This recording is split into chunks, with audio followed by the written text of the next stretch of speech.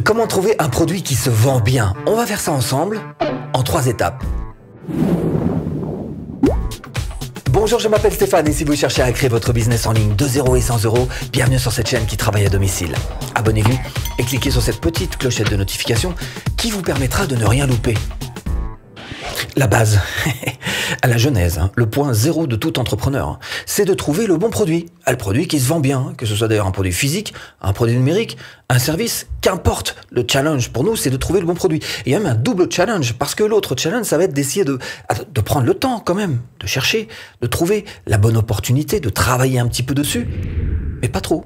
Parce qu'il y en a qui, pendant ce temps-là, petit voisin d'à côté, lui, il en a sorti 3, pendant que vous passez 107 ans à essayer de vous poser la question, c'est celui-là, c'est pas, lui, il en a sorti 3. Et pendant qu'il en a sorti 3, d'abord, sur les 3, il y en a peut-être un de bon, mais même si c'est pas le cas, il aura quand même 3 fois plus d'expérience que vous, Donc il faut y aller, oui, il faut chercher, oui, c'est vrai, mais toujours en gardant en tête qu'à un moment, action, faut passer absolument à l'action. Alors, ce qu'on va faire, c'est que dans cette 3e étape, je vous proposerai quelques petits outils qui vont vous aider à trouver quels sont les bons produits pour vous. Mais d'abord, on va commencer par une addition. On va additionner 3 lettres. Et la première des 3, c'est le P. Un P comme produit. Alors, comment trouver un produit qui se vend bien? Moi, ce que je vous recommande de faire, c'est de partir d'une passion. Vous cherchez une passion. Si vous ne trouvez pas, vous descendez d'un petit cran, vos prétentions, vous tombez sur un grand intérêt, encore un petit cran, si éventuellement vous ne trouvez pas, vous tombez sur intérêt. Mais dans tous les cas, alors je sais, il y en a plein qui vont vous dire, non, partez pas d'une passion, voilà. D'abord, il vous faut bien un point de départ, et tant qu'à faire, autant partir sur quelque chose que vous aimez. D'accord là-dessus? Alors, partez sur quelque chose que vous aimez, trouvez-vous une passion ou au moins un grand intérêt, parce que tout au long de votre vie d'entrepreneur, ça va être le carburant que vous allez mettre dans votre moteur. Et c'est plutôt intéressant. 2 choses qui sont à noter, c'est que la première, dans ce produit, il va falloir mettre un petit peu de ça, parce que vous avez là dans la tête. Alors, si c'est effectivement une passion ou un grand intérêt, peut-être que vous aurez déjà suffisamment de connaissances et ce sera ça de moins de travail à faire pour vous. Et puis la deuxième chose que vous allez pouvoir mettre dans votre produit, c'est ça, un petit peu de cœur. Parce que si vous aimez votre produit, ça se fera naturellement. Vous le ferez avec passion, avec amour, avec cœur. Et ça va se ressentir à l'autre bout. Puis je vais vous dire un petit truc, il n'y a pas un entrepreneur qui vous dira le contraire. Avoir son entreprise, c'est un petit peu comme avoir son bébé. Alors tant qu'à faire, autant l'aimer, son bébé. 2e étape, P plus P. Produit plus problème. Problème, il faut absolument que vous trouviez un produit qui résolve un problème. C'est ça, c'est la clé. Nécessité fait loi. Si vous voulez que votre produit soit une véritable nécessité pour les gens et donc qu'il fasse loi, il faut absolument qu'il résolve un problème.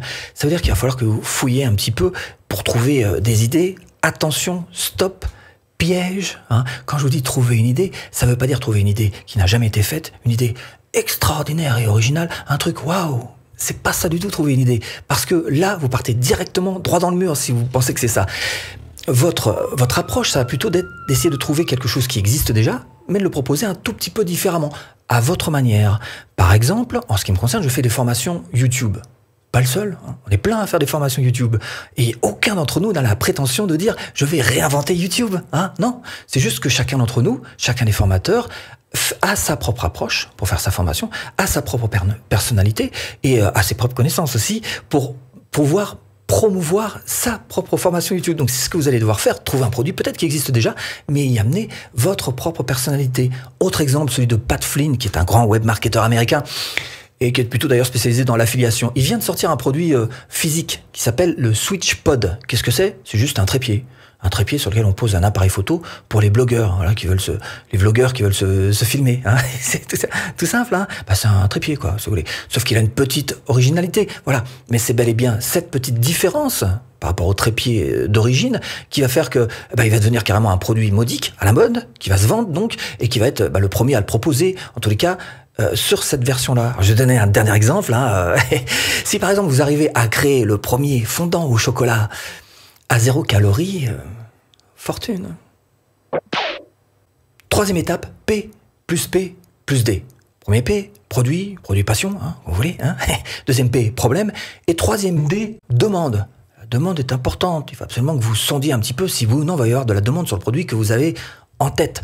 Ça peut être un produit qui est beaucoup trop gros pour quelqu'un qui débute. Donc il y a des niches effectivement sur lesquelles il vaut mieux pas aller. C'est trop gros. Il y en a d'autres qui sont par contre totalement, c'est un peu plus rare. Mais bon, ça arrive. Il y en a quelquefois qui sont tellement trop petites que c'est même pas non plus la peine d'y aller. Donc il va falloir que vous fassiez quelques petites recherches. Et d'entrée de jeu, ce que je vais faire, c'est que je vais vous proposer, quelques grandes idées que vous pouvez trouver, des grands classiques que vous allez pouvoir trouver de thèmes sur Internet. Les animaux domestiques, les accessoires de voyage, la santé, les produits de beauté, les accessoires de smartphone, la petite bijouterie, les éclairages. Bref, voilà quelques grands thèmes sur lesquels vous pouvez vous appuyer. Évidemment, il faut aller beaucoup plus loin que ce dont je suis en train de vous parler. Il faut fouiller dans ces thèmes-là, à l'intérieur même, aller beaucoup plus profondément, et en vous aidant évidemment de quelques outils. Alors, quels sont ces outils? Première chose que vous pouvez faire, c'est vous aider de Google Trends. Google Trends, facile comme tout, il vous suffit juste de rentrer un produit et puis de regarder plus précisément les courbes qui sont données. Ça vous donnera une tendance générale pour voir si les gens, oui ou non, s'intéressent à ce type de produit. Deuxième possibilité, c'est de chercher un équivalent sur Amazon, un équivalent de votre produit, bien sûr. Alors, par exemple, partez sur un e-book qui va parler de votre produit, et vous vous rapprochez de cet e-book pour voir si ou non ça fait des ventes, ce type de thème. Alors, ce que vous allez faire, c'est que vous allez donc dans catégorie, livre, et vous allez choisir meilleure vente. Et là, vous allez commencer un petit peu à fouiller. Vérifiez aussi la demande sur eBay, vous tapez votre article, et puis vous allez voir dans vente réussie, si oui ou non, il y a des ventes qui ont été faites. Google, on revient dessus encore une fois, parce qu'effectivement, il y a le célèbre Google Keyword Planner, qui est un excellent outil pour savoir un petit peu quelles sont les demandes qui sont faites sur le moteur de recherche Google. Et donc, vous allez savoir si oui ou non votre produit est recherché. Alors, évidemment, si vous avez jamais fait de pub Google, il va vous donner des informations assez approximatives. En revanche, si vous avez déjà fait des pubs Google, vous allez avoir des chiffres qui vont être marqués, des quantités qui vont vous être proposées, qui vont être tout à fait claires et qui vont vous dire si oui ou non il y a de la demande, s'il y a de la recherche sur le moteur Google pour le produit que vous avez en tête. Alors comment tester tout ça, allez vous me dire? C'est très simple. Il vous suffit simplement de faire une bonne petite page de capture avec un bon copywriting. Ok. Alors vous allez proposer un petit cadeau, un lead magnet, ce qu'on appelle, c'est un petit cadeau, disons, extrait de votre produit pour faire simple, et vous allez voir si oui ou non, déjà ça intéresse, si oui ou non il y a des gens qui vont vous laisser leur adresse email pour avoir ce petit cadeau que vous allez leur offrir en échange. Ça vous donnera déjà une première indication. Ce que vous pouvez faire aussi évidemment, c'est mettre un petit budget pub, pas un petit 100 € par la pub Facebook ou la pub Instagram, et vous verrez si oui ou non les gens sont attirés par votre produit. Ou vous pouvez vous servir aussi de YouTube, faire une vidéo YouTube pour voir un petit peu quels sont les retours. Bref, dans tous les cas, il va falloir malgré tout que vous ayez les bonnes connaissances pour apprendre à vendre. Parce qu'effectivement, savoir un petit peu faire du copywriting, c'est important. Savoir faire du storytelling aussi, et avoir quelques notions de neuromarketing. Apprendre à vendre, et c'est ce que je vous propose de faire, apprendre à vendre facilement de A à Z avec cette formation offerte. Cliquez là.